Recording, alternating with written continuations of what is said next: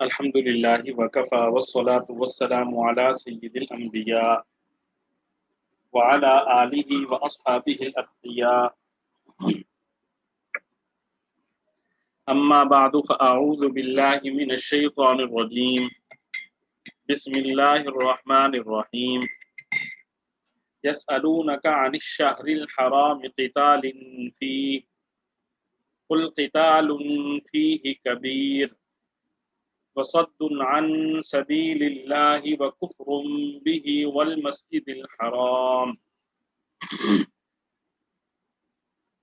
وإخراج أهله منه أكبر عند الله والفتنة أكبر من القتل ولا يزالون يقاتلونكم حتى يردوكم عن دينكم إن استطاعوا ومن يرتد منكم عن دينه فيمت وهو كافر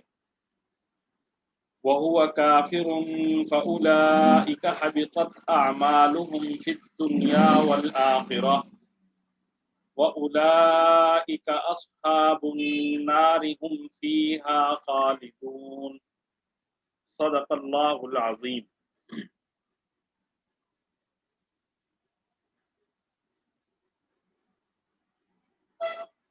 يسألونك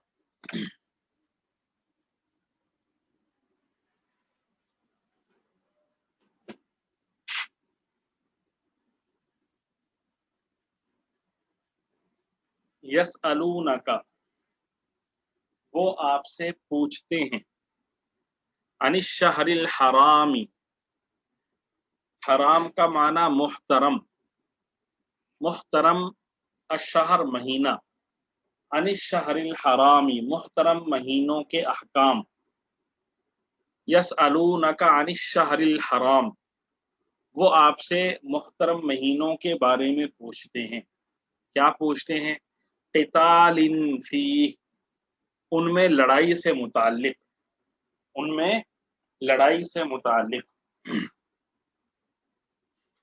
یسألونک عن الشہر الحرام قتال فیہ لوگ آپ سے حرمت والے مہینے کے بارے میں پوچھتے ہیں کہ اس میں جنگ کرنا کیسا ہے.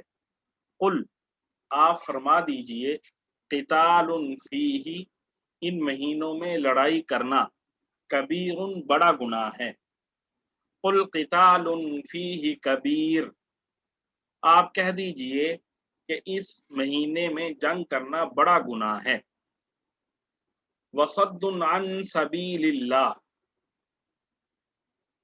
وصد اور روکنا روکنا عن سبیل اللہ اللہ کے راستے سے وصد عن سبیل اللہ اور لوگوں کو اللہ کے راستے سے روکنا وکفر بہ اور اس کا انکار کرنا اللہ تعالی کا انکار کرنا والمسجد الحرام اور مسجد حرام سے روکنا واخراج اہلہ اور اخراج اور نکالنا اہلہ اس کے رہنے والوں کو یعنی مسجد حرام کے پڑوس میں رہنے والے جو لوگ ہیں انہیں نکالنا. منہ اکبر منہ اس سے اکبر زیادہ بڑا گناہ ہے عند اللہ اللہ کے نزدیک. وصد عن سبیل اللہ وکفر بہ والمسجد الحرام مگر لوگوں کو اللہ کے راستے سے روکنا اس کے خلاف کفر کی روش اختیار کرنا مسجد حرام پر بندش لگانا اور اس کے باسیوں کو وہاں سے نکال باہر کرنا اللہ کے نزدیک زیادہ بڑا گناہ ہے. والفتنۃ اکبر من القتل والفتنۃ اور فتنہ کرنا اکبر زیادہ سنگین ہے من القتل قتل کرنے سے. والفتنۃ اکبر من القتل اور فتنہ قتل سے بھی زیادہ سنگین چیز ہے. ولا یزالون یقاتلونکم ولا یزالون اور وہ مسلسل युकातिलूनकुम जंग करते रहेंगे आपसे, वला यजालूना और हमेशा, युकातिलूनकुम वो आपसे लड़ते रहेंगे, हत्ता यहाँ तक के, यरुद्दूकुम लौटा दें तुम्हें, या यरुद्दूकुम छुड़वा दें तुमसे, अन दीनिकुम तुम्हारा दीन, इन इस्तताऊ अगर उनका बस चले, वला यजालून युकातिलूनकुम हत्ता यरुद्दूकुम अन दीनिकुम इन इस्तताऊ, और ये काफर तुम लोगों से बराबर जंग करते रहेंगे यहाँ तक कि ये तुमको तुम्हारा दीन छोड़ने पर आमादा कर दें अगर उनका बस चले। वमन यर्तदिद मिनकुम अन दीनिही फयमुत वहुव काफिरुन फउलाइका हबितत अअमालुहुम फिद दुनिया वल आखिरह। वमन यर्तदिद और जो शख्स, यर्तदिद फिर गया, मिनकुम तुम में से, अन दीनिही अपने दीन से, वमन यर्तदिद मिनकुम अन दीनिही और अगर तुम में से कोई शख्स अपना दीन छोड़ दे, फयमुत फिर वो मरे, वहुवा काफिरुन इस हाल में के वो काफिर हो, फयमुत वहुवा काफिरुन फिर वो कुफर की हालत में मरे, फउलाइका तो यही लोग हैं, हबितत के ज़ाय हो गए, आमालुहुम जिनके आमाल, फिर दुनिया वल आखिरती दुनिया और आखिरत में। वमन यर्तदिद मिनकुम अन दीनिही फयमुत वहुव काफिरुन हबितत अअमालुहुम फिद दुनिया वल आखिरह।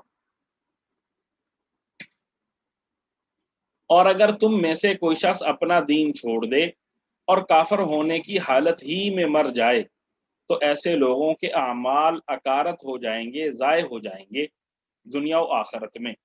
वउलाइका अस्हाबुन नार और यही लोग दोज़ख वाले हैं, आग वाले हैं, हुम फीहा खालिदून वो उसमें हमेशा रहेंगे। यसअलूनका अनिश शहरिल हराम क़ितालिन फी लोग आपसे हुर्मत वाले महीने के बारे में पूछते हैं कि उसमें जंग करना कैसा है। कुल क़ितालुन फीही कबीर आप कह दीजिए कि उसमें जंग करना बड़ा गुनाह है। वसद्दुन अन सबीलिल्लाहि व कुफ्रुन बिही वल मस्जिदिल हराम व इखराजु अहलिही मिन्हु अकबरु इंदल्लाह मगर लोगों को अल्लाह के रास्ते से रोकना, उसके खिलाफ कुफर की रविश इख्तियार करना, मस्जिद हराम पर बंदिश लगाना और उसके बासियों को वहां से निकाल कर बाहर करना अल्लाह के नजदीक ज्यादा बड़ा गुनाह है। वल फितनतु अकबरु मिनल कत्ल और फितना कत्ल से भी ज्यादा संगीन चीज है। वला यजालून युकातिलूनकुम हत्ता यरुद्दूकुम अन दीनिकुम इन इस्तताऊ और ये काफिर तुम लोगों से बराबर जंग करते रहेंगे यहाँ तक कि ये तुमको तुम्हारा दीन छोड़ने पर आमादा कर दें अगर इनका बस चले। वमन यर्तदिद मिनकुम अन दीनिही फयमुत वहुव काफिरुन फउलाइका हबितत अअमालुहुम फिद दुनिया वल आखिरह और अगर तुम में से कोई शख्स अपना दीन छोड़ दे और काफिर होने की हालत ही में मर जाए तो ऐसे लोगों के आमाल अकारत हो जाएंगे दुनिया और आखिरत में। वउलाइका अस्हाबुन नार ऐसे लोग दोज़ख वाले हैं, हुम फीहा खालिदून वो उसमें हमेशा रहेंगे। हमने जो कल सबक पढ़ा था उसमें आपको याद होगा कि आखिर में हमने ये पढ़ा था कि अल्लाह ताला ने फरमाया कुतिबा अलैकुमुल क़ितालु व हुवा कुरहुल लकुम अल्लाह ताला ने तुम पर जिहाद फर्ज कर दिया है अगरचे वो तुम पर तुम्हें ग्रां लगता है। आगे अल्लाह ताला ने फरमाया आसा अन तकरहू शैअन व हुवा खैरुल लकुम बाज़ दफ़ा ऐसा होता है कि तुम एक चीज़ को नापसंद करते हो जबकि वो तुम्हारे लिए बेहतर होती है। व आसा अन तुहिब्बू शैअन व हुवा शर्रुल लकुम और बाज़ औक़ात ऐसा होता है कि हम एक चीज़ को चाह रहे होते हैं लेकिन वो उसमें हमारे लिए बुराई होती है, वो हमारे लिए अच्छा नहीं होती, मुनासिब नहीं होती, मुफीद नहीं होती। آگے اللہ تعالیٰ نے فرمایا واللہ یعلم، حقیقت حال کو تو اللہ ہی جانتا ہے، وانتم لا تعلمون، تمہیں صحیح حالت کا علم نہیں ہوتا۔ تو پیچھے والی آیت میں جہاد سے متعلق ایک حکم تھا، اب یہ جو آج کا سبق ہے اس میں اسی جہاد والا جو حکم دیا گیا تھا اس سے متعلق ایک مسئلہ بیان کیا جا رہا ہے۔ اس مسئلے کا پس منظر یہ ہے، یا ان آیات کا پس منظر یہ ہے کہ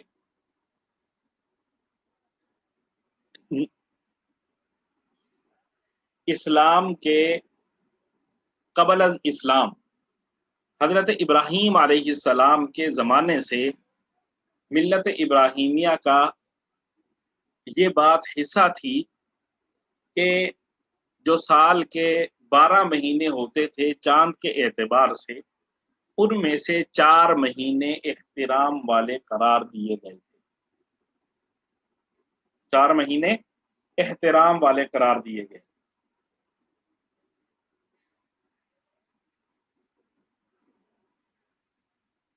ذی قعدہ، ذوالحجہ، محرم اور یہ رجب کا مہینہ، یہ 4 مہینے جو تھے ذوالقعدہ، ذوالحجہ، محرم، یہ 3 مہینے مسلسل آتے ہیں کیونکہ یہ حج کے مہینے شمار ہوتے تھے، تو اس لیے یہ 3 مہینے اور ان کے ساتھ رجب کا مہینہ، یہ کل 4 مہینے احترام والے مہینے شمار کیے جاتے تھے حضرت ابراہیم علیہ السلام سے لے کر دین اسلام کے آنے تک۔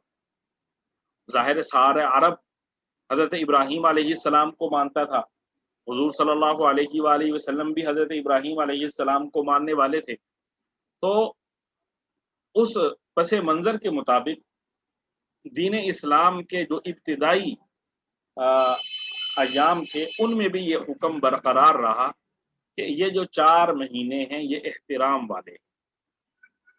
اب احترام ان کا کیا ہوتا تھا ان 4 مہینوں کا؟ ذوالقعدہ، ذوالحجہ، محرم اور رجب، ان 4 مہینوں کا احترام یہ ہوتا تھا کہ ان میں آپس میں دنگا فساد، لڑائی، یہ ساری چیزیں ممنوع تھی، اور اگر کوئی ان مہینوں میں لڑائی کرتا تھا تو اس کو انتہائی زیادہ معیوب سمجھا جاتا تھا، ناپسند کیا جاتا تھا کہ یہ تو بہت ہی زیادہ برا ہے کہ اس نے ان مہینوں میں لڑائی کی ہے، ان مہینوں میں یہ جنگ کر رہا ہے۔ تو یہاں پر کیا گزرا آیات میں؟ یسألونک عن الشہر الحرام، وہ آپ سے محترم مہینوں کے بارے میں، احترام والے مہینوں کے بارے میں سوال کر رہے ہیں، قتال فی، کہ ان میں جنگ کرنا کیسا ہے۔ اللہ تعالیٰ نے فرمایا قل قتال فیہ کبیر، ان میں جہاد کرنا، ان میں لڑائی کرنا، ان میں جنگ کرنا گناہ کی بات ہے، ان مہینوں میں جنگ کرنا گناہ کی بات ہے۔ ہوا یہ کہ حضور صلی اللہ علیہ وآلہ وسلم پر قرآن نازل ہوا، حضور صلی اللہ علیہ وسلم نے دعوت دی، یہ سارا پس منظر آپ کے ذہن میں ہے۔ پھر حضور صلی اللہ علیہ وآلہ وسلم نے تقریباً 13 سال مکہ مکرمہ میں گزارے۔ 13 سال مکہ مکرمہ میں گزارنے کے بعد حضور صلی اللہ علیہ وآلہ وسلم مدینہ منورہ ہجرت کر گئے۔ مدینہ منورہ ہجرت کر کے گئے تو پھر وہاں پہ حضور صلی اللہ علیہ وآلہ وسلم نے مزید 1 یا 2 سال گزارے، اور اس کے بعد غزوہ بدر کا واقعہ پیش آیا، پھر غزوہ بدر کے بعد غزوہ احد پیش آیا، تو یہ متعدد غزوات ہوئے، یہاں تک کہ حضور صلی اللہ علیہ وآلہ وسلم صرف عمرہ کرنے کے ارادے سے مکہ مکرمہ کی طرف تشریف لائے تو کفار قریش نے حضور صلی اللہ علیہ وآلہ وسلم کو حدیبیہ کے مقام پر روکا کہ آپ عمرہ نہیں کر سکتے، آپ کو زبردستی انہوں نے واپس بھیج دیا۔ یہ سارا اب ہوا یہ کہ ایک جگہ پہ کچھ مسلمان تھے، وہاں جو کفار تھے ان کفار نے مسلمانوں پر ظلم و ستم کیا، اور مسلمانوں کو اسلام سے ہٹانے کے لیے، اسلام سے پھیرنے کے لیے تشدد ان پر کیا۔ حضور صلی اللہ علیہ وآلہ وسلم کو اس کی اطلاع ملی، یہ بعد از ہجرت، اور یہ جو سارے واقعات جو میں نے آپ کے سامنے رکھے ہیں یہ یعنی کہہ لیں کہ ہجرت کے بعد 8ویں 9ویں سال میں یہ واقعہ پیش آیا۔ تو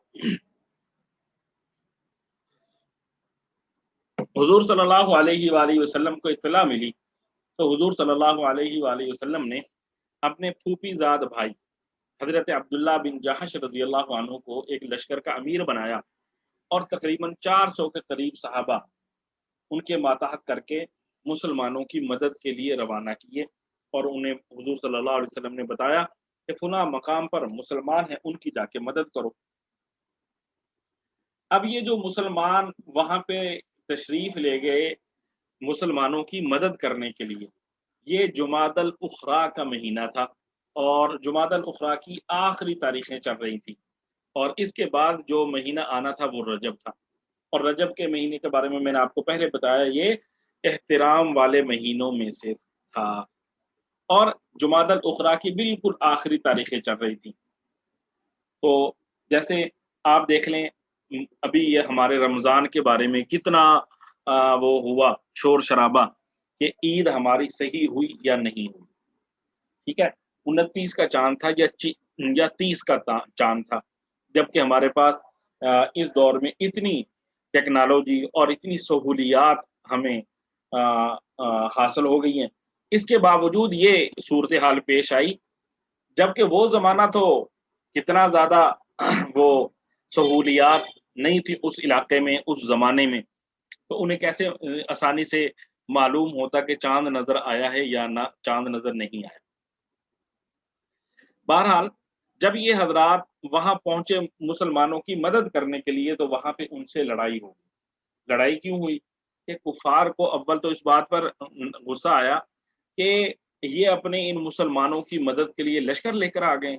ये कौन होते हैं? इन हमारे कौमी मामलात में मुदाखलत करने वाले, ठीक है? तो एक ये बात, और फिर उनका एक जो सरदार था वो मारा गया। तो इससे भी उनके जज़्बात और ज़्यादा भड़क उठे। अब हुआ ये कि उधर जुमादल उखरा की 29 तारीख थी और अगला दिन था 30वीं तारीख का। अब चाँद का पता नहीं चला कि चाँद नज़र आया है या नहीं। इसलिए ज़हनी तौर पर ही वो उनके ज़हन में ये था, मुसलमानों के ज़हन में, कि 30वीं आज 30वीं तारीख है, जबकि हकीकतन वो यकम रजब हो चुकी थी और यकम रजब को लड़ाई नहीं की जा सकती थी, जंग नहीं की जा सकती। तो अब कुफ़ार ने मुसलमानों के खिलाफ और तो कोई बात उन्हें मिली नहीं, इसका प्रोपेगेंडा शुरू कर दिया। देखो जी, इन्होंने रजब के महीने का एहतराम नहीं किया, रजब के महीने का एहतराम नहीं किया, जबकि मुसलमानों को तो मालूम ही नहीं था ना कि चाँद नज़र आया है या नहीं। मुसलमान तो ये समझ रहे थे चाँद नज़र नहीं आया और उन्होंने रजब की 30 तारीख समझते हुए उनसे लड़ाई की और उनका जो सरदार था उसको मार दिया। तो जब ये सारा वाक़या पेश आ गया, तो अब ये सहाबा क्योंकि ये भी समझते थे कि एहतराम वाला महीना है और एहतराम वाले महीने में जंग नहीं करनी, तो हुज़ूर सल्लल्लाहु अलैहि वसल्लम की उस वक़्त तक तालीमात यही थी। तो इसलिए मुसलमान भी अपने दिलों में नादिम हुए कि हमसे नादानिस्ता तौर पर, जानबूझकर नहीं, बल्कि गलती से ऐसा हो गया कि हमें तो मालूम ही नहीं था कि चाँद नज़र आ गया है, हम तो ये समझे चाँद नज़र नहीं आया। तो अल्लाह ताला ने मुसलमान जब वापस आए तो उन्होंने हुज़ूर सल्लल्लाहु अलैहि वसल्लम के सामने अपनी ये सारी पोज़ीशन रखी और साथ हुज़ूर सल्लल्लाहु अलैहि वसल्लम से फरमाया, सवाल किया कि या रसूल अल्लाह, अब हमारी क्या पोज़ीशन है? हमारा क्या बनेगा? ये अब गलती हो गई है। तो उसके जवाब में फिर अल्लाह ताला ने फरमाया, यसअलूनका अनिश शहरिल हराम क़ितालिन फ़ीह, ये एहतराम वाले महीनों में क़िताल के बारे में, जंग के बारे में आपसे सवाल कर रहे हैं। कुल क़ितालुन फ़ीह कबीर, आप फरमा दीजिए कि इन महीनों में जंग करना गुनाह की बात है, वाक़ईतन गुनाह है, इन महीनों में जंग नहीं करनी चाहिए। लेकिन इसके साथ-साथ तस्वीर का दूसरा रुख भी सामने रहना चाहिए। वो क्या है? फरमाया वसद्दुन अन सबीलिल्लाह, अल्लाह ताला के रास्ते से रोकना। ये मुसलमान जो गए थे वहाँ पे किस लिए गए थे? अपने मुसलमान भाइयों की मदद के लिए। मुसलमानों की मदद की ज़रूरत क्यों पेश आई? कि وہ مسلمانوں کو مجبور کر رہے تھے کہ اپنے دین سے پھر جاؤ، ٹھیک ہے؟ تو اللہ تعالیٰ کہہ رہے ہیں ان کو اللہ کے راستے سے روکنا بھی تو گناہ کی بات ہے نا۔ اور فرمایا وَكُفْرٌ بِهِ، اللہ تعالیٰ کے خلاف کفر کی روش اختیار کرنا، اللہ تعالیٰ کا انکار کرنا، شرک کرنا، یہ بھی گناہ کی بات ہے۔ اور فرمایا وَالْمَسْجِدِ الْحَرَامِ، مسجد حرام سے لوگوں کو روکنا۔ حضور صلی اللہ علیہ وآلہ وسلم 1400 صحابہ کے ساتھ گئے تھے نا سن 6 ہجری میں عمرے کی نیت سے، تو ان حضرات نے، قریش نے حضور صلی اللہ علیہ وسلم اور صحابہ کو روک دیا، آپ عمرہ نہیں کر سکتے۔ تو فرمایا مسجد حرام پر بندش لگانا۔ وَإِخْرَاجُ أَهْلِهِ مِنْهُ، وَإِخْرَاجُ أَهْلِهِ، اور مسجد حرام کے پڑوسیوں کو وہاں سے نکلنے پر مجبور کرنا۔ وَإِخْرَاجُ أَهْلِهِ، اور مسجد حرام کے جو پڑوسی ہیں انہیں وہاں سے نکلنے پر مجبور کرنا۔ فرمایا منہ اکبر عند اللہ، یہ سارے گناہ وہ ہیں جو احترام والے مہینوں میں جنگ کرنے سے زیادہ سخت ہیں۔ منہ اکبر، یہ اللہ کے نزدیک زیادہ بڑے۔ تو اللہ تعالیٰ نے دونوں صورتیں، دونوں پوزیشنیں مسلمانوں کے سامنے رکھی اور فرما دیا کہ احترام کرنا چاہیے ان مہینوں کا، لیکن تم بھی تو ذرا اپنے حالات پر غور کر لو کہ تمہارے کیا حالات ہیں، کیا تم پاک ہو گناہوں سے؟ تم ان احترام والے مہینوں کا احترام کرتے ہو؟ تو اس لیے اور ساتھ ان کو مسلمانوں کو بھی اللہ تعالیٰ نے بات بتلا دی کہ اگر یہ ایسا ہو گیا ہے اور نادانستہ طور پر ہوا ہے، جان بوجھ کر یہ نہیں کیا گیا، تو اس پر پریشان ہونے کی ضرورت نہیں ہے، اللہ تعالیٰ معاف فرما دیں گے۔ مزید آگے فرمایا وَالْفِتْنَةُ أَكْبَرُ مِنَ الْقَتْلِ، جیسے یہ گناہ جو ہے نا بڑے بڑے گناہ ہیں، اسی طرح فتنہ کھڑا کرنا، فتنہ کھڑا کرنا یہ بھی جو ہے نا قتل سے زیادہ سنگین چیز ہے۔ وَالْفِتْنَةُ أَكْبَرُ مِنَ الْقَتْلِ، اور فتنہ قتل سے بھی زیادہ سنگین چیز ہے۔ اب یہاں پر فتنے سے کیا مراد ہے، کون سا فتنہ قتل سے زیادہ سنگین ہے، تو اس کے بارے میں مفسرین کی مختلف آراء ہیں۔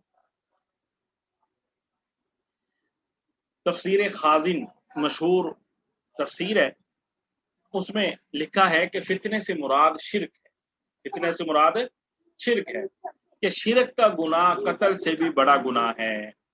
اور یہ جو احترام والے مہینے ہوتے تھے، رجب ہے، ذوالقعدہ، ذوالحجہ، محرم ہے، ان مہینوں میں شرک بھی کرتے تھے، ٹھیک ہے جی۔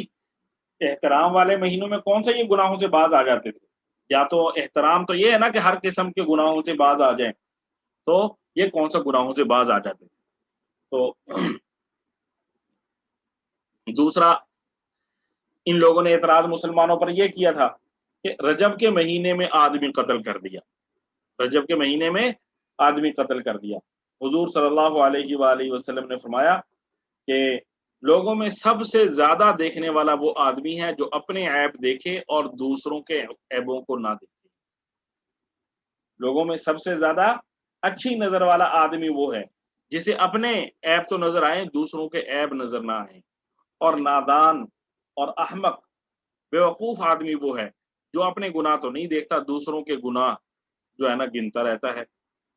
تو یہاں پر اللہ تعالیٰ فرما رہے ہیں کہ جناب اپنے گناہوں کی، اپنی غلطیوں کی فکر کرو، مسلمانوں کی غلطیوں کی فکر کرنے کی ضرورت نہیں ہے، کیونکہ ان سے نادانستہ طور پر یہ معاملہ ہوا ہے، تو اللہ تعالیٰ انہیں معاف فرما دیں گے۔ اور پھر اللہ تعالیٰ نے فرمایا کہ وَلَا يَزَالُونَ يُقَاتِلُونَكُمْ حَتَّى يَرُدُّوكُمْ عَنْ دِينِكُمْ إِنِ اسْتَطَاعُوا، اور یہ جو کفار ہیں ان کا کام تو یہی ہے کہ یہ مسلمانوں کے خلاف طرح طرح کی باتیں کر کے، طرح طرح کا پروپیگنڈا کر کے مسلمانوں کو مجبور کرنا چاہتے ہیں کہ تم اپنا دین چھوڑ دو۔ ان کا اصل مقصد یہ ہے کہ مسلمانوں سے ان کا دین چھڑوا دیا جائے۔ فرمایا وَلَا يَزَالُونَ يُقَاتِلُونَكُمْ حَتَّى يَرُدُّوكُمْ عَنْ دِينِكُمْ إِنِ اسْتَطَاعُوا، یہ کافر لوگ تم لوگوں سے برابر جنگ کرتے رہیں گے یہاں تک کہ اگر ان کا بس چلے تو یہ تم کو تمہارا دین چھوڑنے پر آمادہ کر دیں۔ اصل ان کا مقصد یہی ہے अपना दीन छोड़ो, जैसे कि उन मुसलमानों के साथ हुआ जो जिनकी मदद के लिए हजरत अब्दुल्ला बिन जहश रज़ियल्लाहु अन्हु तशरीफ ले गए थे, कि उनको मजबूर किया जा रहा था कि अपना दीन छोड़ दो, तब्दील कर दो अपना दीन। अब अल्लाह ताला ने फरमा दिया, अगर कोई शख्स अपना दीन छोड़ता है तो उसका अंजाम क्या होगा? फरमाया वमन यर्तदिद मिनकुम अन दीनिही फयमुत वहुव काफिरुन फउलाइका हबितत अमालुहुम फिद दुनिया वल आखिरह। अगर तुम में से कोई शख्स अपना दीन छोड़ दे और काफिर होने की हालत ही में मर जाए, तो ऐसे लोगों के आमाल दुनिया और आखिरत दोनों में अकारत हो जाएंगे। ठीक है जी। फिर उसके आमाल जो उसने अच्छे आमाल किए हैं वो भी ज़ाय चले गए, उनका भी कोई फायदा नहीं है। तो यहाँ पे अल्लाह ताला ने जो दीन से फिर जाए, बुनियादी तौर पर यहाँ पे एक चीज समझने वाली है। आप सब हजरात जो है ना इस चीज पर इस चीज को याद कर लें, और अगर हम कुछ दिन के बाद इरादा बन रहा है आप हजरात का इम्तिहान लेने का, तो उसमें ये जो सबक अभी मैं पढ़ा रहा हूँ आपको, ये आएगा उसमें, इसके इसके बारे में सवाल किया जाएगा। और ये बुनियादी तौर पर आप समझ रखें कि जितने अहकाम वाली आयात आ रही हैं, जिनमें जितनी आयात ऐसी आ रही हैं जिनमें कोई हुक्म बयान किया जा रहा है, तो वो सारी अहम आयात हैं। उनके बारे में जब भी आपका वो होगा टेस्ट वगैरह, तो उसमें अहकाम वाली आयात से मुतालिक सवालात किए जाएंगे। तो समझना क्या है, देखें, एक शख्स है मुसलमान। अब मुसलमान आपको पता है हम कई तरह के मुसलमान हैं। कोई तो ऐसा है माशाल्लाह बहुत पक्का नमाजी, परहेजगार, दीनदार आदमी है, उसको सारी चीज़ें आती हैं। हम कहेंगे ये आलिम है, ये वली है, ये बहुत अल्लाह वाला है। और बहुत सारे लोग ऐसे हैं जो दरमियाने किस्म के मुसलमान हैं कि रोज़ाना की नमाज़ पढ़ ली और बस उसके अलावा अपना कारोबार कर लिया। और बहुत सारे लोग ऐसे हैं जो 8 दिन के बाद मस्जिद में जाते हैं और दीन के साथ कोई लगाव नहीं है, और बाज़-औक़ात गुनाह भी हो जाते हैं। और बहुत सारे मुसलमान ऐसे हैं जो सिर्फ नाम के मुसलमान हैं, और साल के बाद कभी उन्होंने ईद की नमाज़ पढ़ ली तो पढ़ ली, ना भी पढ़ी तो खैर है। लेकिन बहरहाल वो मुसलमान हैं, अपने आप को मुसलमान कहलाते हैं। मुसलमानों वाले मामलात, निकाह, तलाक और विरासत और जो अहम चीज़ें हैं वो करते हैं। बहरहाल तो ये इन सब लोगों को हम मुसलमान कहेंगे। जब तक कोई शख्स कुफ्रिया कलमा नहीं बोलेगा, कुफ्रिया काम नहीं करेगा, उस वक़्त तक कोई शख्स दीन से नहीं निकलेगा। लेकिन किसी शख्स ने कोई गुनाह का काम कर लिया, कोई अ, गुनाह करने से इंसान दीन से नहीं निकलता, ये भी याद रखें। गुनाह करने से इंसान मुसलमान ही रहता है। मुसलमान गुनाह करेगा, कबीरा गुनाह भी कर लेगा, तो तब भी वो काफ़िर नहीं होगा, गुनहगार होगा। अच्छा, हाँ, हमने कोई ऐसा काम कर लिया जो दीन इस्लाम की बुनियादी ज़रूरियात के खिलाफ है। ज़रूरियात दीन का इनकार कर रहे हैं। ज़रूरियात दीन में जो चीज़ें आ रही हैं, उनका हम मज़ाक उड़ा रहे हैं, या कोई और ऐसा कलमा कुफ़्रिया हमारी ज़ुबान से निकल गया, तो ऐसी दीन में वो इन चीज़ों का इर्तिकाब करने वाला दीन से निकल जाता है। ऐसी चीज़ों का इर्तिकाब करने वाला दीन से निकल जाता है। अब देखें यहाँ पर, किसी ने कोई गलत बात की और किसी मौलवी साहब ने कह दिया या किसी मुसलमान ने कह दिया, "तू तो मुसलमान नहीं रहा, तूने ये कह दिया जुमला।" जैसे कोई शख्स हुज़ूर सल्लल्लाहु अलैहि वसल्लम की नबूवत का इनकार कर दे, कुरान पाक का इनकार कर दे, तो अब वो शख्स ज़ाहिर है मुसलमान नहीं रहा। वो मुसलमान मेरे कहने से नहीं वो नहीं इस्लाम से वो मेरे कहने से नहीं निकला। वो इस्लाम से निकला अपने काम की वजह से। उसने कौन-सा काम किया? कि कुरान का इनकार किया। उसने कौन-सा काम किया? हुज़ूर सल्लल्लाहु अलैहि वआलिहि वसल्लम की नबूवत और रिसालत का इनकार किया। तो वो अपने काम की वजह से दीन से निकला है। मौलवी के कहने की वजह से वो दीन से नहीं निकला। इसको यूँ समझें, जैसे आप ज़ाहिरी तौर पर अच्छे भले डॉक्टर के पास गए और उसको कहने लगे, "डॉक्टर साहब, ये जो मेरा सीना है ना, यहाँ पे दर्द हो रहा है।" डॉक्टर ने चेक किया, तो उसने कहा, "जी, आपको तो कैंसर है।" अब आपका क्या ख़्याल है, इस शख़्स को कैंसर की बीमारी डॉक्टर ने लगाई है? डॉक्टर ने इसको कैंसर की बीमारी नहीं लगाई, इसको तो पहले से वो बीमारी लगी हुई थी। डॉक्टर ने तो निशानदेही की। तो इसी तरह یہ جو علماء ہیں، مفتیان اکرام ہیں، یہ صرف نشاندہی کرتے ہیں بھائی آپ میں یہ خرابی پائی جا رہی ہے، ٹھیک ہے، وہ خرابی وہ شخص پہلے سے اپنے اندر پیدا کر کے آیا ہوتا ہے۔ تو اس طرح جب کوئی شخص دین اسلام سے نکل جاتا ہے تو ایسا جو شخص ہے وہ دو طرح کا ہوتا ہے۔ ایک تو وہ شخص ہے جو صرف کسی دینی چیز کا انکار کر دے، اس کو ہم کہتے ہیں یہ مرتد ہو گیا، دین سے نکل گیا۔ اور دوسرا وہ شخص ہوتا ہے جو دین سے نکلا اور ساتھ ساتھ جن چیزوں کو وہ اختیار کیے ہوئے ہے، خلاف اسلام، خلاف دین چیزوں کو وہ اختیار کیے ہوئے ہیں، ان کا وہ کہہ رہا ہے کہ یہ دین اسلام ہے۔ جیسے اب مرزائی ہیں، اب وہ ایک غلط چیز کا، خلاف اسلام چیز کا دعویٰ کر رہے ہیں اور ساتھ اس کو کہہ رہے ہیں اصل اسلام یہی ہے۔ تو ایسے جو لوگ ہیں ان کو کہا جاتا ہے زندیق۔ جو دین اسلام سے نکلا اس کو کہتے ہیں مرتد، اور جو شخص دین اسلام سے نکل کر اپنے غلط باتوں کو دین اسلام کی طرف منسوب کرے، غیر اسلامی چیزوں کو اسلام کی طرف منسوب کرے، اسے کہا جاتا ہے زندیق۔ تو مرتد کے احکام اور ہوتے ہیں، زندیق کے احکام اور ہوتے ہیں۔ یہاں پہ میں آپ کو مختصراً مرتد کے احکام جو ہے نا وہ سمجھاتا ہوں تھوڑے سے۔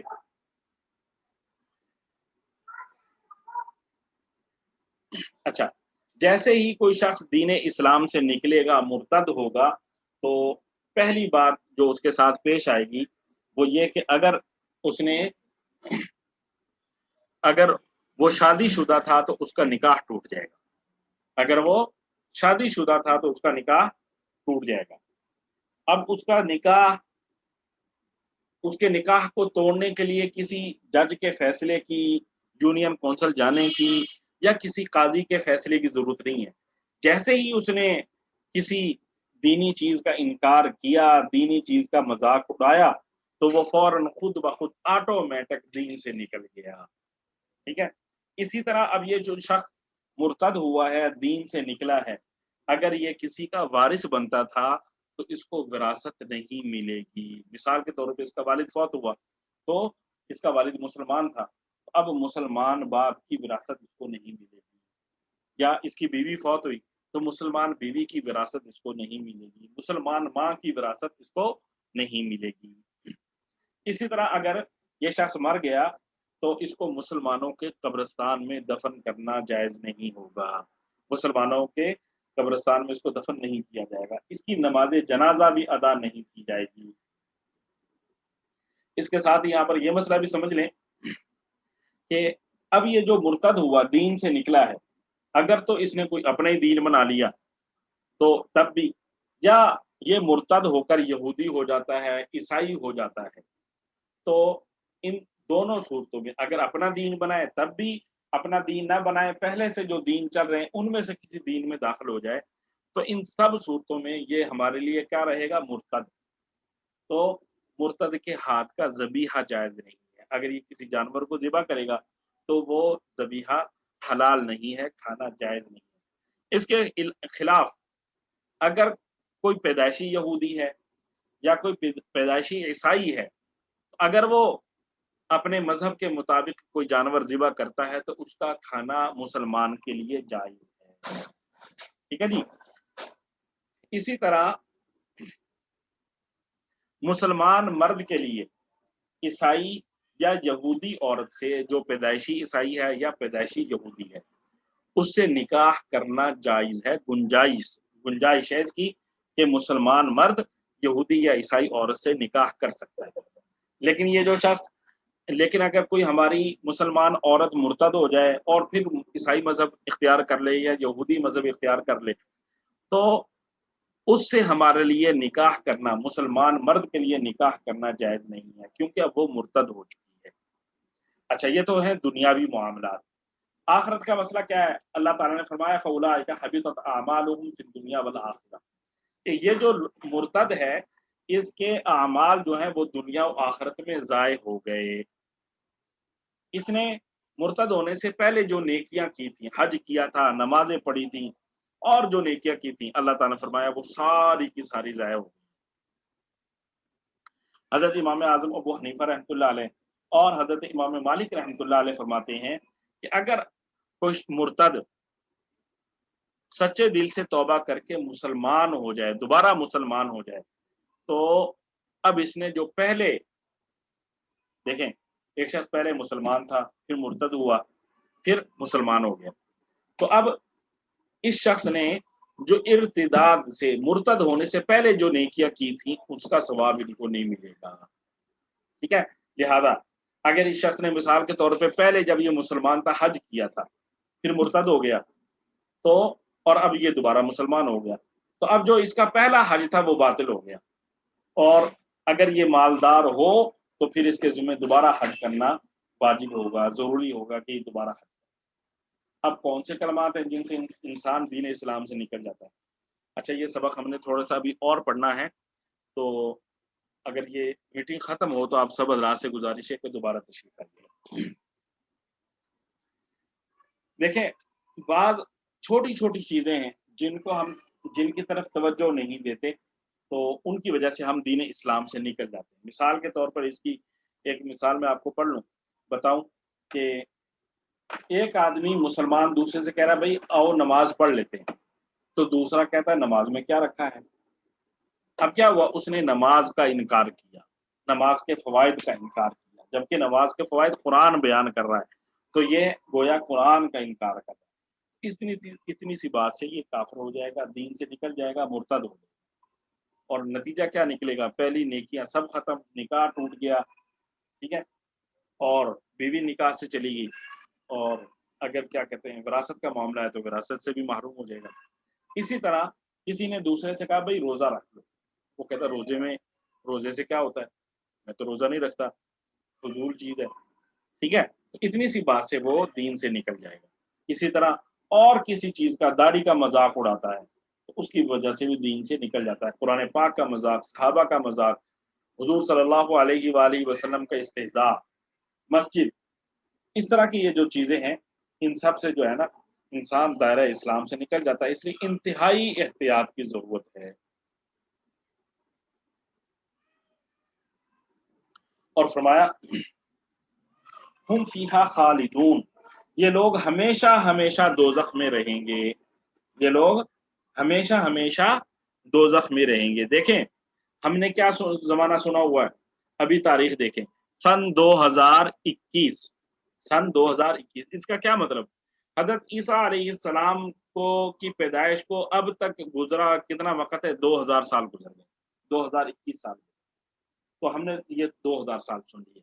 اسی طرح اسلامی تاریخ دیکھیں 1442 ہجری، تو حضور صلی اللہ علیہ وسلم کو ہجرت کی ہوئے 1442، یعنی اتنا لمبا عرصہ ہمارے سامنے تھوڑا سا ہے، 100 سال، 1000 سال، 1500 سال، تو یہ ایک وقت ہے جس کو ہم متعین کر کے بیان کر سکتے ہیں، جبکہ جو آخرت ہے وہ ایک نا ختم ہونے والی لامحدود زندگی ہے۔ تو فرمایا یہ لوگ جو گناہگار ہوں گے یہ ہمیشہ ہمیشہ دوزخ میں رہیں گے۔ بسم اللہ الرحمن الرحیم، ان الذين آمنوا والذين هاجروا وجاهدوا في سبيل الله اولئك يرجون رحمت اللہ واللہ غفور رحیم۔ ان الذين آمنوا، یقیناً جو لوگ ایمان لائے، والذین ہاجروا، اور جنہوں نے ہجرت کی، وجاہدوا، اور جنہوں نے جہاد کیا، فی سبیل اللہ، اللہ کے راستے میں، اولئک یرجون، یہی لوگ ہیں، یرجون جو امید رکھتے ہیں، رحمت اللہ، اللہ کی رحمت کی، واللہ غفور الرحیم، اور اللہ بخشنے والا بڑا مہربان ہے۔ ان الذين آمنوا والذين هاجروا وجاهدوا في سبيل الله اولئك يرجون رحمت اللہ، اس کے برخلاف جو لوگ ایمان لائے اور جنہوں نے ہجرت کی اور اللہ کے راستے میں جہاد کیا تو وہ بے شک اللہ کی رحمت کے امیدوار ہیں، واللہ غفور الرحیم، اور اللہ بہت بخشنے والا بڑا مہربان ہے۔ اللہ تعالیٰ نے دو گروہوں کا تذکرہ کر دیا۔ نمبر ایک، جو لوگ اعتراضات کر رہے تھے، کفار تھے کہ انہوں نے رجب کے مہینے میں لڑائی کی ہے، تو ان کے بارے میں اللہ تعالیٰ نے کہہ دیا کہ یہ جو لوگ ہیں یہ ایسے ہیں جو ہمیشہ ہمیشہ دوزخ میں رہیں گے، جہنم میں جائیں گے۔ اور دوسرا گروہ فرمایا ان الذین آمنوا والذین ہاجروا وجاہدوا فی سبیل اللہ اولئک یرجون رحمت اللہ، کہ جو لوگ ایمان لائے، ہجرت کی اور اللہ کے راستے میں جہاد کیا، تو یہ وہ لوگ ہیں کہ اللہ تعالیٰ کی رحمت کے یہ امیدوار ہیں، انہیں اللہ تعالیٰ سے یہ امید ہے کہ اللہ تعالیٰ ان پر اپنی رحمت فرمائے گا۔ اور آگے اللہ تعالیٰ نے کہہ دیا واللہ غفور رحیم، اللہ بخشنے والا بڑا مہربان ہے۔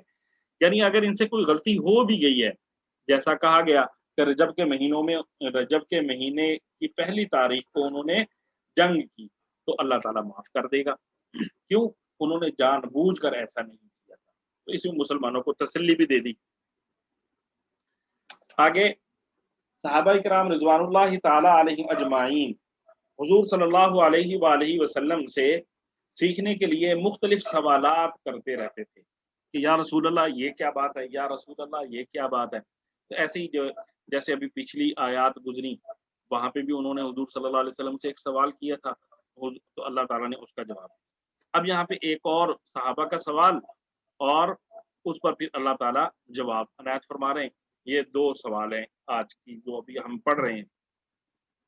فرمایا یسألونک عن الخمر والمیسر قل فیہما اثم کبیر ومنافع للناس وإثمهما أكبر من نفعهما ويسألونك ماذا ينفقون قل العفو كذلك يبين الله لكم الآيات لعلكم تتفكرون۔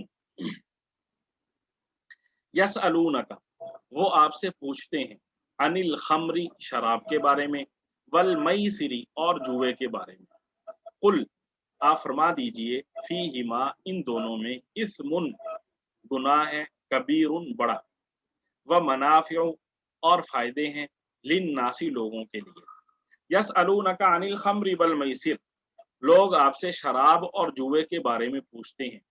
قل فیہما اثم کبیر و منافع للناس، آپ کہہ دیجئے کہ ان دونوں میں بڑا گناہ بھی ہے اور لوگوں کے لیے کچھ فائدے بھی ہیں۔ وَإِثْمُهُمَا أَكْبَرُ مِن نَفْعِهِمَا، وَإِثْمُهُمَا، اور ان دونوں کا گناہ، اکبر، زیادہ بڑا ہے، من نفعہما، ان کے فائدے سے۔ وَإِثْمُهُمَا أَكْبَرُ مِن نَفْعِهِمَا، اور ان دونوں کا گناہ ان کے فائدے سے زیادہ بڑا ہوا ہے۔ وَيَسْأَلُونَكَ مَاذَا يُنْفِقُونَ، وَيَسْأَلُونَكَ، اور وہ لوگ پوچھتے ہیں آپ سے، ماذا ينفقون، وہ کیا چیز خرچ کریں۔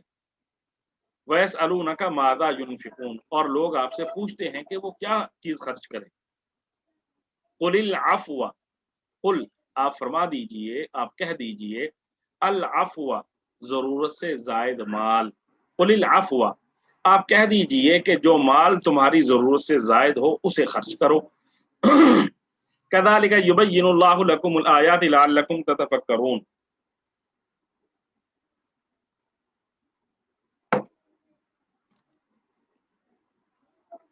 کذالک، اسی طرح، یبین اللہ، اللہ بیان کرتا ہے، لکم، تمہارے فائدے کے لیے، الآیاتی، احکام، لعلکم، تاکہ تم، تتفکرون، غور و فکر کرو۔ کذالک یبین اللہ لکم الآیات لعلکم تتفکرون، اللہ اسی طرح اپنے احکام تمہارے لیے صاف صاف بیان کرتا ہے تاکہ تم غور و فکر سے کام لو۔ یسألونک عن الخمر والمیسر، لوگ آپ سے شراب اور جوئے کے بارے میں پوچھتے ہیں۔ قل فیہما اثم کبیر ومنافع للناس، آپ کہہ دیجئے کہ ان دونوں میں بڑا گناہ بھی ہے اور لوگوں کے لیے کچھ فائدے بھی ہیں۔ وَإِثْمُهُمَا أَكْبَرُ مِن نَفْعِهِمَا، اور ان دونوں کا گناہ ان کے فائدے سے زیادہ بڑا ہوا ہے۔ وَيَسْأَلُونَكَ مَاذَا يُنْفِقُونَ قُلِ الْعَفْوَ، اور لوگ آپ سے پوچھتے ہیں کہ وہ کیا خرچ کریں، آپ کہہ دیجئے کہ جو مال تمہاری ضرورت سے زائد ہو اسے خرچ کرو۔ کذالک یبین اللہ لکم الآیات لعلکم تتفکرون، اللہ اسی طرح اپنے احکام تمہارے لیے صاف صاف بیان کرتا ہے تاکہ تم غور و فکر سے کام لو۔ تو جیسے اوپر والا مسئلہ صحابہ کو پیش آیا تھا، اسی طرح صحابہ کرام رضوان اللہ تعالی علیہم اجمعین جب آپس میں بیٹھتے تھے تو ان کے سامنے طرح طرح کی باتیں ذہن میں آتی تھیں اور آپس میں بحث و تمہیز کرتے تھے، گفتگو کرتے تھے، کیونکہ ان کو اس چیز کا احساس تھا کہ حضور صلی اللہ علیہ وسلم کی ذات ہم میں موجود ہے، تو ہمیں آپ سے زیادہ فائدہ اٹھانا ہے۔ تو جب بھی ان میں کسی بات پر کوئی بحث ہوتی، کوئی نئی چیز ذہن میں آتی، تو وہ کیا کرتے کہ اب حضور صلی اللہ علیہ وآلہ وسلم سے پوچھیں کہ اس مسئلے کا کیا حل ہے، یہ جو بات ہمارے ذہن میں آئی۔ اسی طرح صحابہ کے ذہن میں یہ بات آئی کہ یہ جو شراب ہم پیتے ہیں، دین تو ہمیں گالی دینے سے منع کرتا ہے، دوسرے کو تکلیف دینے سے منع کرتا ہے، فلاں چیز سے منع کرتا ہے، تو یہ جو شراب ہے یہ دین نے اب تک ہمیں منع نہیں کیا اس سے، تو یہ اس کے بارے میں حضور صلی اللہ علیہ وسلم سے پوچھتے ہیں۔ تو انہوں نے سوال کیا، یا رسول اللہ یہ شراب اچھی چیز ہے یا بری چیز ہے؟ اسی کا تذکرہ کیا قرآن نے، یسألونک عن الخمر، وہ آپ سے شراب کے بارے میں پوچھتے ہیں، والمیسر، اور جوے کے بارے میں پوچھتے ہیں۔ تو اس کا پھر یہاں پہ اللہ تعالیٰ نے جواب دیا۔ اس جواب سے پہلے تھوڑا سا پس منظر آپ کے ذہن میں رہنا چاہیے، اور یہ بھی بڑی اہم چیز ہے۔ دیکھیں اللہ تعالیٰ نے قرآن پاک جو نازل کیا، دین اسلام جو نازل کیا حضور صلی اللہ علیہ وسلم پر، وہ 23 سال میں نازل کیا۔ سارا دین، سارا قرآن پہلی مرتبہ ہی حضور صلی اللہ علیہ وسلم کو نہیں دے دیا گیا، بلکہ آہستہ آہستہ آہستہ آہستہ پہلے ایک چیز، پھر دوسری چیز، پھر تیسری چیز، پھر چوتھی چیز، اس طرح یہ سارا دین بتدریج نازل ہوا۔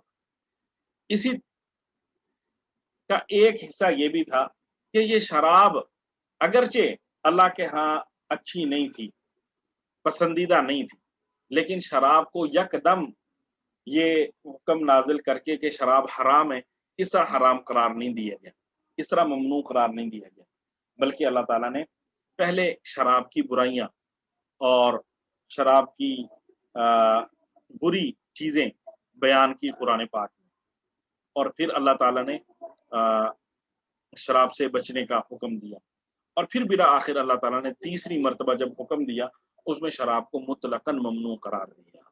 تو یہ یعنی ایک حصہ ہے اسلام کی جو تعلیمات ہیں ان کا، کہ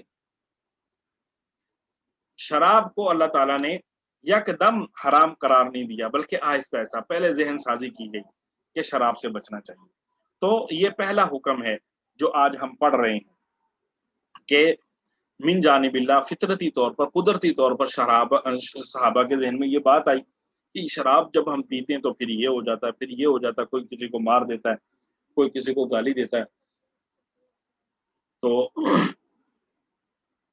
اس پر صحابہ نے حضور صلی اللہ علیہ وسلم سے پوچھا، یا رسول اللہ اس میں تو یہ ہوتا ہے، یہ حرام کیوں نہیں ہے؟ تو پھر اللہ تعالیٰ نے فرمایا قل فیہما اثم کبیر ومنافع للناس، کہ یہ جو شراب ہے اس میں دیکھا جائے تو یہ گناہ کی بات ہے، ناپسندیدہ چیز ہے، لیکن فرمایا ومنافع للناس، لوگوں کے اس میں کچھ فائدے بھی ہیں۔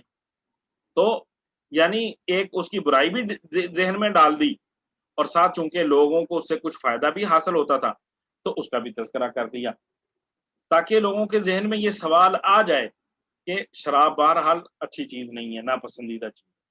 پھر اس کے بعد ایک آگے آپ پڑھیں گے انشاءاللہ، وہاں پر کچھ اس کی برائی بیان ہوئی، پھر تیسرے آپ انشاءاللہ پڑھیں گے وہاں پہ شراب کے بارے کے حرام ہونے کا صاف حکم دے دیا گیا۔ اب آپ سوچ رہے ہوں گے قرآن نے کہا کہ اسم کبیر ومنافع للناس، گناہ تو واضح ہے، لیکن ومنافع للناس، کہ شراب میں کیا فائدہ ہے؟ دیکھیں شراب میں کیا فائدہ ہے، جب انسان شراب پیتا ہے تو شراب پینے کے بعد انسان کو کوئی فرحت، خوشی، سرور سا محسوس ہوتا ہے، ٹھیک ہے؟ تو یہ بھی انسان کا فائدہ ہے کہ وہ پریشان ہے اور پریشانی سے اس کو کیا کہتے ہیں، وہ سرور اور خوشی کچھ دیر کے لیے حاصل ہو جائے، تو اس کا اللہ تعالیٰ نے تذکرہ کر دیا۔ اور اسی طرح فرمایا کہ بعض بیماریاں ایسی ہیں جن کا علاج جو ہے نا وہ اس میں شراب میں ہے۔ یہ جو حکماء ہیں، اطباء ہیں، وہ اس چیز کو مانتے ہیں۔ بہرحال ان چیزوں کی وجہ سے اگر اس میں کچھ بیماری سے کوئی فائدہ بھی ہے یا اس سے سرور بھی حاصل ہوتا ہے، تو اب ان چیزوں کی وجہ سے اب شراب حرام نہیں ہے۔ یہ ساری باتیں میں قبل از حرمت کی باتیں کر رہا ہوں۔ اسی طرح یہ جو جوا ہے، فرمایا نا والمیسر، جوئے کے بارے میں سوال کیا جاتا ہے تو ظاہر जुए में भी कुछ ना कुछ फायदा तो है ना कि बगैर मेहनत मुशक्कत के पैसे आ जाते हैं। तो और फरमा दिया अल्लाह ताला ने, वाज़ेह कर दी बात, व इस्मुहुमा अकबरु मिन नफ़इहिमा, इन दोनों का जो गुनाह है वो इनके फायदे से ज्यादा सख्त है, ज्यादा बड़ा इनका गुनाह। फायदा कम है, गुनाह ज्यादा है। अब फायदा कम कैसे है और गुनाह ज्यादा कैसे है, इसको आप इससे समझे कि अब तक की जितनी साइंस है हमारी, वो इब्ने सीना को एक बहुत बड़ा हकीम, दाना, साइंसदान मानती है। तो ये जो इब्ने सीना गुजरे हैं, मुसलमान थे, इन्होंने ये बात लिखी है कि शराब के मिसाल के तौर पे 50 फायदे हैं तो 150 नुकसान भी। शराब के अगर 50 फायदे हैं तो 150 नुकसान है, ये इब्ने सीना ने लिखा है। 50 फायदे भी शराब के उन्होंने अपनी किताब में लिखे और 150 नुकसान भी शराब के लिखे। तो इसका क्या मतलब हुआ कि शराब में 3 हिस्से नुकसान है और 1 हिस्सा जो है वो नफा है, यानी 1/4 फायदा है शराब का और 3 हिस्से जो है ना वो शराब के नुकसानात हैं। तो ज़ाहिर है थोड़ा सा नफा हासिल करने के लिए कौन इतना बड़ा नुकसान बर्दाश्त करता है। इसी तरह ये जो जुए का खेल है, उसमें क्या होता है कि एक तो मुफ्ते में दूसरे का आप माल खा जाते हैं। जब आप मुफ्ते में दूसरे का माल हड़प करते हैं तो उसकी वजह से लड़ाई भी तक की नौबत आ जाती है। और अल्लाह माफ़ी दे, अल्लाह मान वल हफीज, बाज जुए बाज तो ऐसे भी हैं कि वो शर्तों में शर्त के तौर पर औरतों को, अपनी बीवी को, अपनी बेटी को, अपनी माँ को जो है ना शर्त उसकी लगा देते हैं। और फिर जब जुए में ये शर्त हार जाते हैं, जुआ हार जाते हैं, तो अल अमान वल हफीज अपनी बीवी, अपनी बेटी, अपनी माँ ऐसे लोगों के पास ऐसे लोगों के हवाले कर देते हैं। तो अल्लाह ताला हम सबको इन चीजों से महफूज रखे।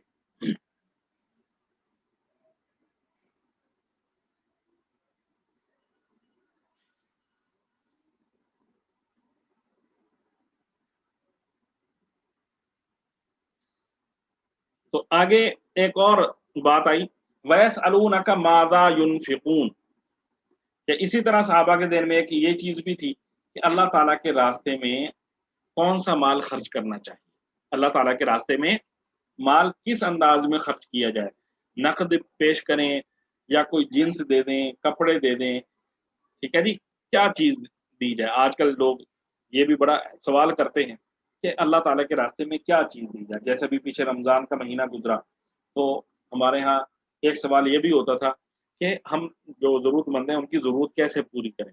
बहुत सारे लोग राशन पैक बनाकर देते हैं। तो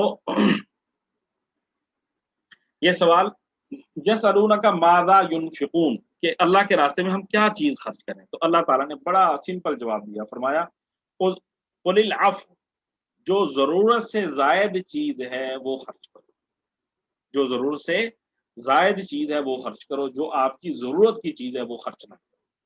ठीक है जी। जरूरत की चीज, मसलन एक शख्स है, उसको मिसाल के तौर पर 30,000 माहाना तनख्वाह मिलती है। अब उसकी भी जरूरत है, उसके जिम्मे अपनी बीवी के अखराजात भी हैं, बच्चों के अखराजात भी हैं, वालदेन के अखराजात भी हैं। ठीक है।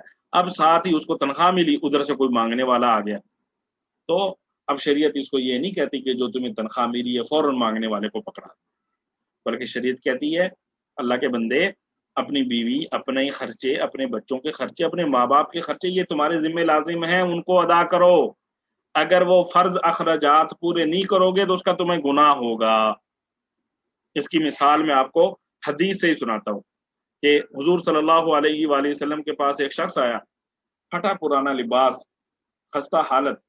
तो उसने हुजूर सल्लल्लाहु अलैहि वसल्लम के सामने आकर अपनी ज़रूरत पेश की।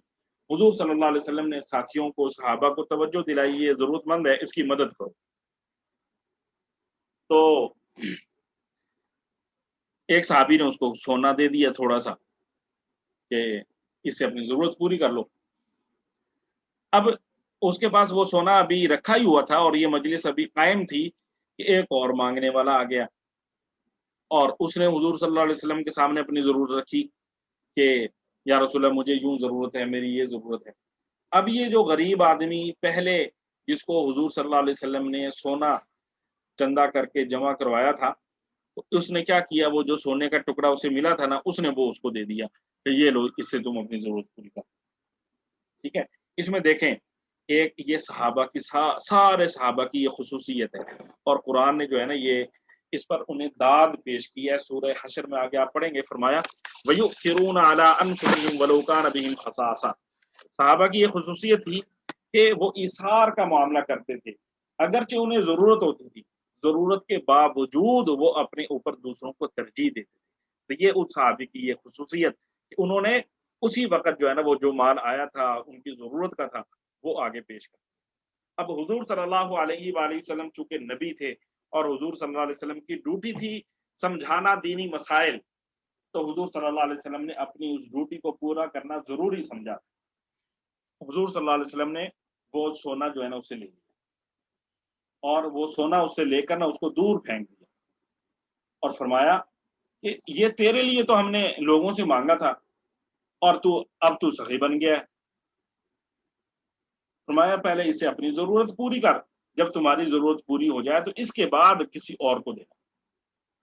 ٹھیک ہے، تو یہ بہت اہم مسئلہ ہے آج کے دور کا کہ جو ہمارے پاس مال ہے، شریعت یہ نہیں کہتی کہ آپ عیاشیوں پر جو ہے نا وہ مال خرچ کریں، شریعت یہ بالکل نہیں کہتی، بلکہ شریعت کہتی ہے کہ ضروریات پر مال خرچ کریں۔ ٹھیک ہے جی، ایک ہے ضروریات، ایک ہے آسائش، اور ایک ہے عیاشی۔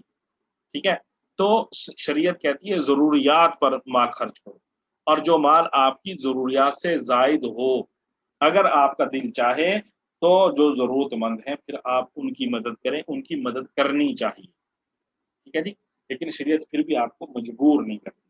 دعا ہے اللہ تعالی ہمیں یہ سارے احکام قرآن پاک کے سیکھنے اور دوسرے لوگوں کو سکھانے کی توفیق عطا فرمائے، اور ان احکام پر عمل کرنے کی توفیق عطا فرمائے۔ اللہ تعالیٰ آپ سب کو جزائے خیر عطا فرمائے، آپ کے گھروں میں اللہ تعالیٰ ڈھیروں خوشیاں عطا فرمائے۔ صلی اللہ علیہ وآلہ وسلم۔